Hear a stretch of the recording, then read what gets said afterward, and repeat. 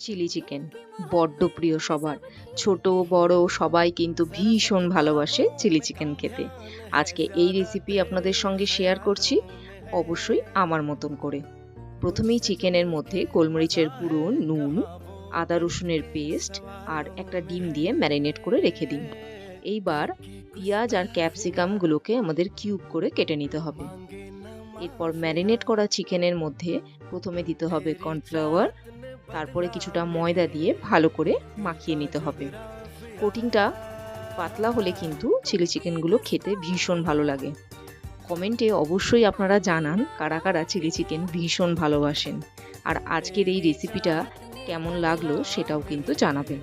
এদিকে আমার কিন্তু চিকেনগুলো ভাজা হয়ে গেছে। এবার ওই তেলের মধ্যেই কিছুটা রসুন কুচি দিয়ে কিউব করে কেটে রাখা পেঁয়াজগুলো দিয়ে একটু ভেজেই তার মধ্যে ক্যাপসিকামগুলো দিয়ে দিয়েছি। এইবার কিছুটা কুচো করা কাঁচা লঙ্কা দিয়েছি, তার মধ্যে শুকনো লঙ্কা আর রসুন বাটা দিয়ে খানিক নাড়াচাড়া করেই টমেটো সস, সয়া সস, আন্দাজ মতো নুন, কিছুটা কাশ্মীরি লঙ্কার গুঁড়ো দিয়ে ভালো করে মিশিয়ে নিয়ে ওর মধ্যে ভেজে রাখা চিকেনগুলো দিয়ে দিতে হবে। ব্যাস, এবার একটু ভাজা ভাজা হলেই ওপর থেকে গুলে রাখা কর্নফ্লাওয়ার দিন, আর হয়ে গেল আজকের আমাদের চিলি চিকেন। কেমন লাগলো এই রেসিপিটা অবশ্যই জানাবেন। আজকের জন্য এইটুকুই, আবার দেখা হবে।